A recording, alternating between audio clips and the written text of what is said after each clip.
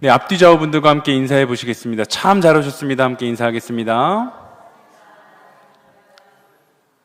네, 한 번 더 인사하실 때 성령으로 충만하시기 바랍니다. 함께 인사하겠습니다. 네, 오늘 이 시간 주님을 예배하시는 모든 일신교회 성도님들에게 하나님께서 시원하게 부어주시는 성령의 은혜가 넘치게 되시기를 소망합니다. 올해 3월 26일에 바둑 영화인 승부라는 영화가 개봉했었습니다. 연기를 정말 잘하는 이병헌 씨가 주인공으로 등장했었던 영화라 바둑에 전혀 문외한인 저도 이 영화의 개봉 소식을 알 정도였습니다. 물론 저는 영화관에 가서 이 영화를 보지는 못했지만 이 영화는 손익분기점이 80만 명이라고 그 배급사 쪽에서 얘기를 했는데 5월까지 214만 명을 동원했던 것을 보면 나름대로 흥행에도 성공을 했고 이제는 그 넷플릭스라는 어플에서도 볼 수가 있게 되어서 휴대폰으로 저는 저 영화를 보게 되었습니다. 이 영화는 이병헌 씨가 연기한 그 조훈현 선수가 바둑신동 이창호 선수를 제자로 받아들이고 함께 생활하며 바둑을 가르치는 과정과 이후 두 사람이 공식 대국에서 만나게 되는 그러한 과정을 그리고 있습니다. 조훈현은 이창호를 혹독하게 훈련시키면서 그의 실력을 키우지만 시간이 지나면서 그 제자였던 이창호가 조훈현을 이기려고 그렇게 노력을 하는데 결국 두 사람은 중요한 대국에서 맞붙게 되었고 제자인 이창호 선수가 스승과의 첫 공식 대결에서 승리하면서 바둑의 황제로 등극하는 장면이 나오게 됩니다. 영화는 단순히 이 바둑 경기의 승패를 넘어서 스승과 제자 사이의 복잡한 감정과 그러한 갈등들을 깊이 있게 다루고 있는데 조훈현 선수는 제자의 성공을 기뻐하면서도 자신의 자리를 위협받는 그 상황 가운데서 복잡한 감정을 느끼게 되고 이창호 선수는 스승을 존경하면서도 그를 뛰어넘고자 하는 그러한 욕망을 품게 되면서 두 사람은 서로에게 좋은 영향력을 미치며 실력이 날로 성장하게 됩니다. 특별히 오늘 본문을 묵상하다가 이 영화에 등장하는 이창호 선수의 삶을 주목해 보게 되었습니다. 지금 말씀드리는 것은 영화에 나오는 내용은 아닙니다. 이창호 선수는 어릴 적부터 천재적인 바둑 실력으로 많은 사람들의 기대를 한 몸에 받았습니다. 그러한 인물이었던 그는 조훈현이라는 훌륭한 스승의 가르침을 통해서 날로 승승장구했고 앞서 말씀드렸듯이 그 스승과의 첫 공식적인 대국에서도 승리하며 많은 이들의 이목을 끌었습니다. 그는 바둑에 굉장한 소질이 있었고 실력도 그 누구보다 출중했지만 누구보다 많은 노력과 훈련까지도 겸비했었던 그러한 사람이었는데 그럼에도 불구하고 그에게도 누구에게나 찾아오는 그 인생의 슬럼프가 찾아오게 됩니다. 그는 중요한 경기에서 연속적으로 패배하면서 큰 상심에 빠졌고 자신감과 용기가 완전히 바닥이 나버리고 말았는데 그런데 그때 그의 어머니가 건넨 한마디의 말로 인해서 그의 인생이 완전히 변하게 되었다고 합니다. 그 한마디의 말씀은 바로 성경 말씀, 오늘 본문 빌립보서 4장 13절이었습니다. 내게 능력 주시는 자 안에서 내가 모든 것을 할 수 있느니라. 아멘. 이 말씀은 이창호 선수에게 단순한 위로나 격려가 아니라 깊은 신앙의 힘이 되었고 다시 일어설 수 있는 용기와 희망을 주게 되었습니다. 그는 이 말씀을 마음에 새기고 하나님이 주시는 그 능력을 통해 다시 한번 의지를 다지고 도전했고 결국 세계 챔피언의 자리에 오를 수가 있게 되었습니다. 그런데 우리는 이 말씀을 성경에서보다 더 많이 보는 곳이 있지 않습니까? 예수 믿는 가정의 집에 가보거나 특히 예수 믿는 사장님의 가게에 붙어있는 액자로 이 말씀을 우리는 참 많이 접하게 되는데 보통 그럴 때 이 말씀의 맥락들을 이해하고 그 액자가 걸려있기보다는 단순히 그 말씀이 좋은 말이어서 자신감을 얻거나 자기 개발을 위해서 사용되는 것을 우리는 참 많이 보게 됩니다. 우리는 성경을 읽을 때 어디 본문 한 구절만 뽑아서 자기 마음대로 해석하고 자기 마음대로 적용하면 안 되는데 특별히 오늘 본문 빌립보서 4장 13절이 그 좋은 사례가 됩니다. 사실 우리가 이 구절을 좋아하는 이유는 내가 모든 것을 할 수 있다 라는 것에 방점을 두기 때문입니다. 이 말씀을 가정에 붙여두고는 공부 못하는 우리 아이도 명문대에 들어갈 수 있다, 좋은 직장에 취직할 수 있다 라고 최면을 걸기도 하고, 가게에 붙여두면 불경기에도 우리 가게에는 사람이 끊이지 않고 찾아오게 될 것이다 라는 막연한 자신감을 갖게 됩니다. 평소에 성경을 잘 읽지 않던 어떤 한 사람이 자신의 삶에 닥쳐온 문제를 놓고 하나님의 뜻을 알고자 했다고 합니다. 하나님, 제가 무엇을 해야 할까요? 라고 이렇게 기도하면서 하나님의 뜻을 알기 위해 성경을 폈는데, 그래도 자신의 문제를 하나님께 맡기면서 성경책을 펼친 것까지는 참 기특한 모습입니다.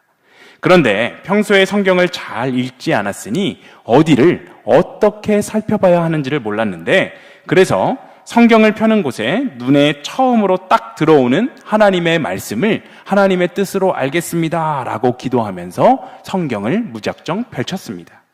그런데 딱 눈에 들어오는 구절이 마태복음 27장 5절, 유다가 스스로 목매어 죽은지라 였습니다. 이 사람이 깜짝 놀라서 설마 내가 죽는 것이 하나님의 뜻은 아니겠지 라고 생각하면서 다시 한번 성경을 펼쳤습니다. 그랬더니 이번엔 누가복음 10장 37절, 예수께서 이르시되 가서 너도 이와 같이 하라 하시니라 였습니다. 이 사람의 얼굴이 사색이 되어서 에이 절대 아니야, 마지막으로 한 번만 더 해보자 생각하며 다시 한번 성경을 펼쳤는데, 이번에는 열왕기상 18장 21절이었습니다. 너희가 어느 때까지 둘 사이에서 머뭇머뭇하려느냐.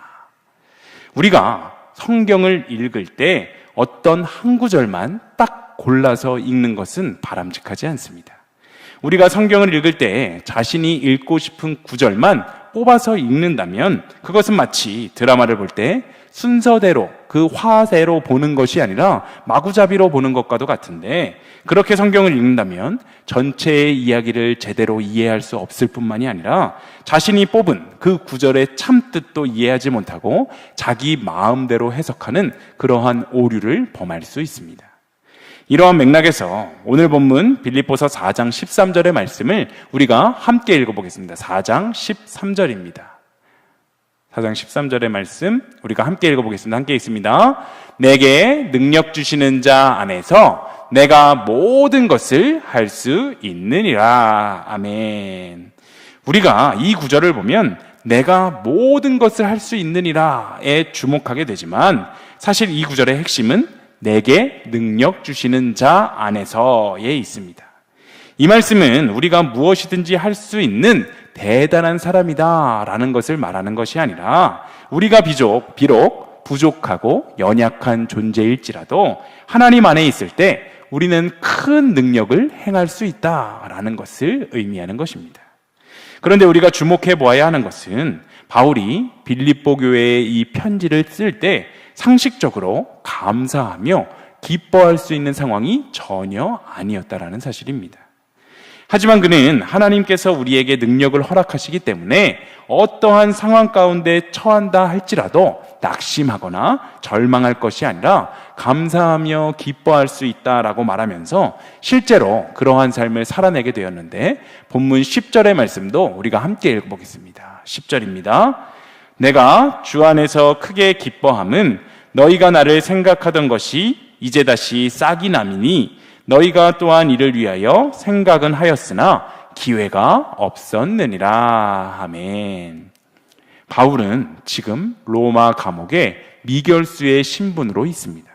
이 미결수라는 것은 아직 형이 확정되지 않은 것을 뜻하는데, 사실 형이 결정이 된다면 좋든 싫든 간에 그 기간 동안 감옥에서 살아야 하니까 모든 것을 포기하고 있을 수가 있는데, 지금은 어떤 판결이 내려질지 아무것도 모르는 상황, 어쩌면 바울은 사형이 선고될지도 모르는 그 상황 속에서 불안해할 수 있는 상황이었습니다. 더군다나 이때의 로마 황제는 우리가 흔히 폭군이라고 이야기하는 네로였기 때문에 정당한 재판이 이루어지지 않을까 봐 불안하고 초조했을 수도 있습니다. 그러나 바울은 바로 이러한 상황 가운데에서 주 안에서 크게 기뻐한다 라고 말하면서 상식적으로는 절대 할 수 없는 이 놀라운 고백을 하고 있는 것입니다. 바울이 지금 로마 감옥에서 기뻐할 수 있었던 것은 단순히 궁핍하다가 형편이 좋아져서 기뻐한 것은 아니었습니다.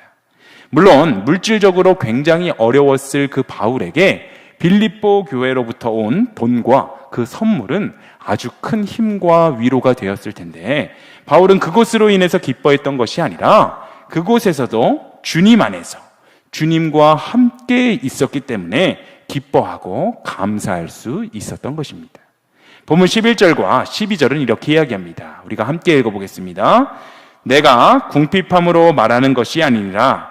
어떠한 형편에든지 나는 자족하기를 배웠노니 나는 비천에 처할 줄도 알고 풍부에 처할 줄도 알아. 모든 일, 곧 배부름과 배고픔과 풍부와 궁핍에도 처할 줄 아는 일체의 비결을 배웠노라. 아멘. 11절에 등장하는 자족이라는 이 단어에 주목해 보겠습니다. 이 자족이라는 말은 말 그대로 스스로 만족하다라는 뜻인데, 당시 유명했던 스토아 학파의 철학자들이 자주 사용하던 그러한 용어였습니다. 그들은 모든 사람들이, 이 세상에 살아가는 모든 사람들이 신이 정해놓은 대로 살게 되어 있다고 말하면서 사람의 만족은 신이 정한 것을 그대로 받아들이며 살 때 누릴 수 있다라고 주장했었던 사람입니다. 예를 들어 어떤 사람이 가난한 집에서 태어나서 줄곧 배고픈 삶을 살았는데, 이 사람이 만족하며 살 수 있는 길, 그 길은 가난을 그 신의 뜻으로 받아들이고 그것을 거역하지 않으려고 애쓰는 데 있다라고 말한 것입니다.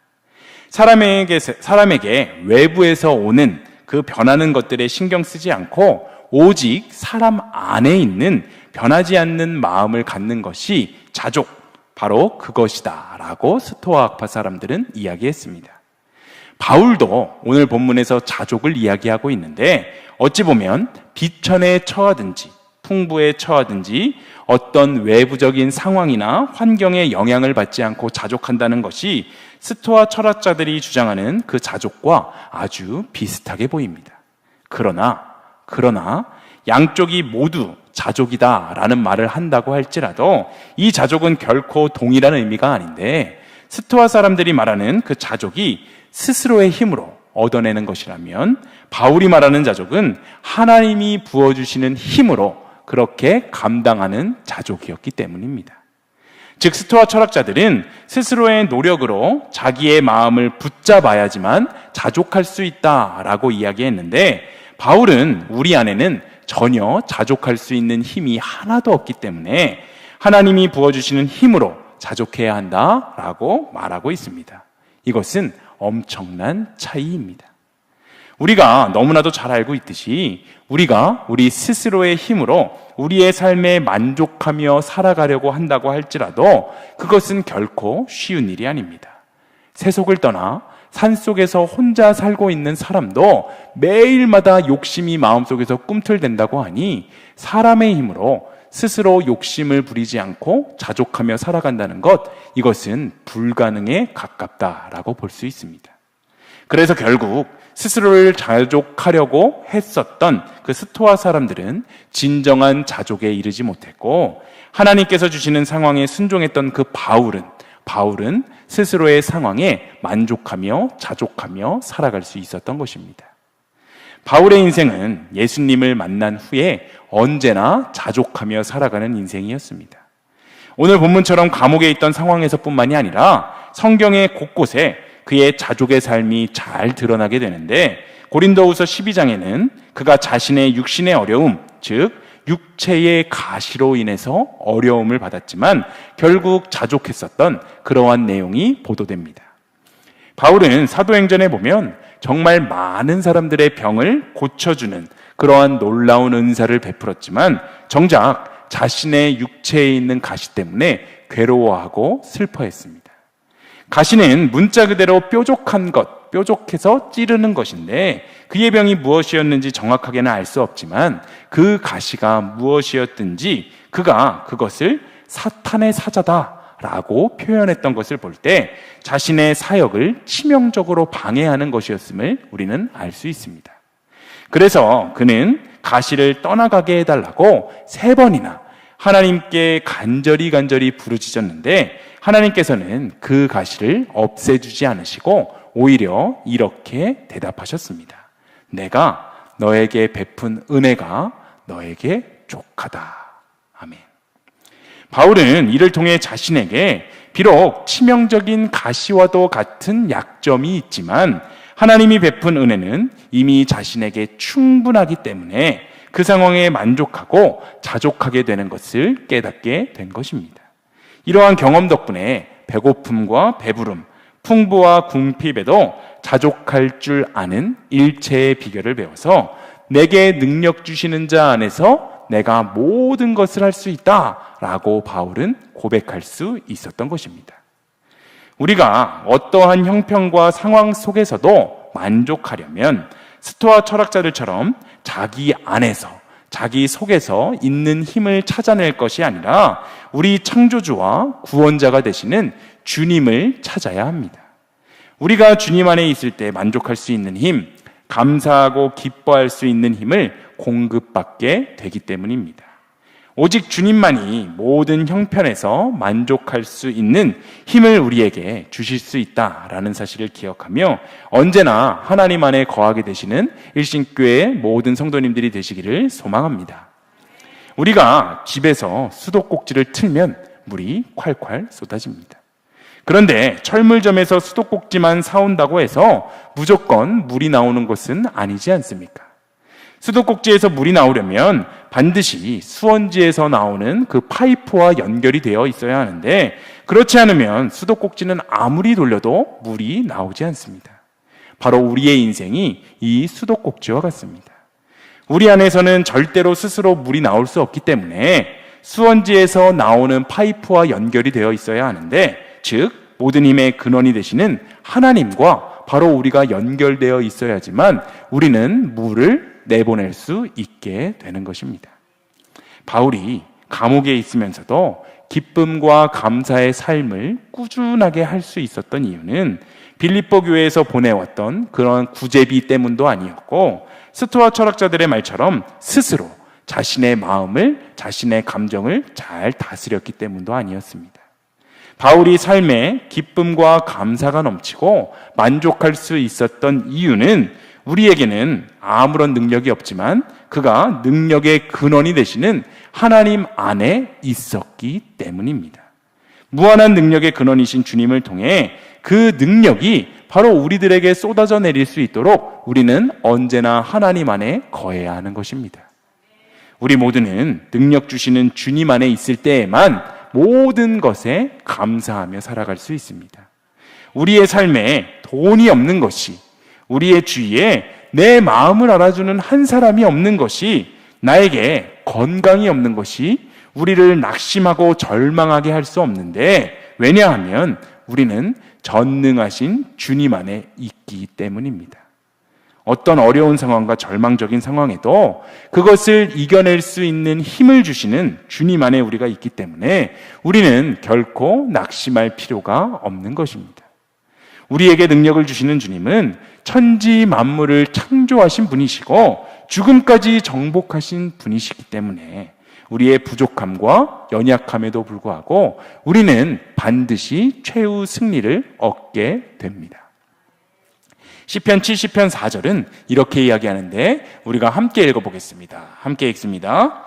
주를 찾는 모든 자들이 주로 말미암아 기뻐하고 즐거워하게 하시며 주의 구원을 사랑하는 자들이 항상 말하기를 하나님은 위대하시다 하게 하소서. 아멘. 하반절에 보면 하나님은 위대하시다 하게 하소서라고 말하는데 이 부분을 영어 성경으로 직역해 보면 하나님이 확대되게 하소서라는 의미입니다. 우리는 이 말을 통해 신앙의 본질을 깨달을 수 있습니다. 즉 하나님은 확대되셔야 하는 분이고 인간은 축소되어야만 하는 존재다라는 것입니다. 그러나 인간은 끊임없이 자기가 확대되고 싶어 합니다. 자신의 마음대로 살고 싶어 하고 자신의 돈을 더 많이 모으고 싶어 하고 또한 자신이 더 큰 명예를 얻어서 영향력 있는 사람이 되고 싶어 합니다. 하지만 하지만 분명한 것은 바른 신앙은 나를 확대하는 것이 아니라 하나님을 확대하는 것이다 라는 사실입니다. 더 정확하게는 이미 영원히 확대되신 분이신 하나님께 우리의 전부를 내어 맡겨야 하는 것이 바로 신앙의 본질이다 라는 것입니다. 그래서 서두에 말씀드렸듯이 오늘 본문 13절 내게 능력 주시는 자 안에서 내가 모든 것을 할 수 있느니라 라는 이 말씀은 가정이나 가게에 붙여놓고 단순히 자신감이나 자기 개발을 위해서 사용하는 문구가 아니라 우리가 어떠한 상황 가운데 처한다고 할지라도 좌절하지 않고 견딜 수 있는 것은 여전히 하나님께서 우리와 함께 하시기 때문이다 라는 사실을 깨달아야 한다는 것입니다. 바울은 언제나 자기 자신을 강조하지 않고 자기 속에 있는 그 분을 강조하는 삶을 살았습니다. 빌립보서 1장 6절은 이렇게 이야기하는데 우리가 함께 읽어보겠습니다. 함께 읽습니다. 너희 안에서 착한 일을 시작하신 이가 그리스도 예수의 날까지 이루실 줄을 우리는 확신하노라. 아멘. 빌립보 교회는 자색 옷감 장사 루디아와 그 가족들, 또한 귀신 들려 점치던 소녀 빌립보 감옥의 간수와 그 가족들이 중심이 되어서 바울이 시작하게 되면서 그 빌립보 교회가 시작이 되었습니다. 하지만 바울은 이 모든 것을 자신이 시작했다라고 이야기하지 않고 너희 안에서 착한 일을 시작하신 이가 있다라고 고백합니다.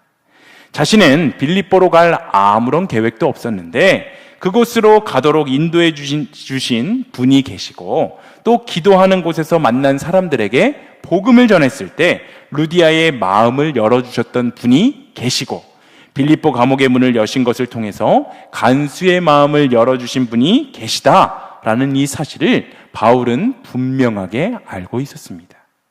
자신이 잘나서 말씀을 전할 때마다 복음을 믿는 사람들이 늘어나고 내가 능력이 좋아서 내가 능력이 있어서 이 빌립보 교회를 떡하니 세웠다라고 생각하는 것이 아니라 하나님이 능력을 베푸셔서 빌립보 교회가 세워질 수 있었음을 인정하고 빌립보 교회를 시작하신 분이 결코 이 교회를 망하게 하지 않고 분명하게 완성시켜 가실 것이다 라고 확신하며 말할 수 있었던 것입니다. 그저 바울은 이러한 하나님의 놀라운 일하심에 자기 자신이 쓰임받았다는 사실에 감사하며 감격할 수 있었습니다. 이 시간 우리의 삶을 되돌아보기를 원합니다. 우리가 지금까지 삶을 살아오고 오늘도 다른 곳이 아닌 하나님을 예배하는 이 자리에 있을 수 있는 축복을 누릴 수 있는 것은 우리가 모든 것을 할 수 있었기 때문이 아니라 우리에게 능력을 주시는 분이 있었기 때문이다라는 사실입니다. 또한 우리 일신교회도 마찬가지입니다. 78년 전에 이곳에 일신교회를 세우시고 지금까지 회원동 지역에 우리 교회가 굳건히 서서 주님을 모르고 살아가는 사람들에게 복음을 전하는 사역을 감당하게 하신 것, 이것은 우리가 믿음이 좋고 우리의 신앙심이 좋아서가 아니라 하나님께서 지금까지 인도해 주셨기 때문입니다. 우리 일신교회를 시작하신 분이 바로 주님이시기 때문에 우리 일신교회는 결코 망하지 않고 하나님이 기뻐하신 방향으로 나아가며 하나님께서 우리 교회를 통해 분명 당신의 크고 아름다운 계획에 동참시켜 주실 것입니다. 그분은 우리를 한 번도 실망시킨 적이 없으시고 언제나 공평과 은혜로 우리를 지켜주시는 분이십니다.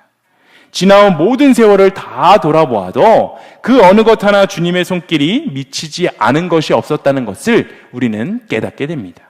신실하신 주님께서 우리를 떠나지도 않겠다, 또한 우리를 버리지도 않겠다 약속하셨던 사실을 우리 마음 깊이 새기고 삶의 어떠한 순간에서도 삶의 어떠한 환경 속에서도 자족하며 기뻐하며 감사할 수 있는 우리 모두의 인생이 다 되시길 간절히 소망합니다.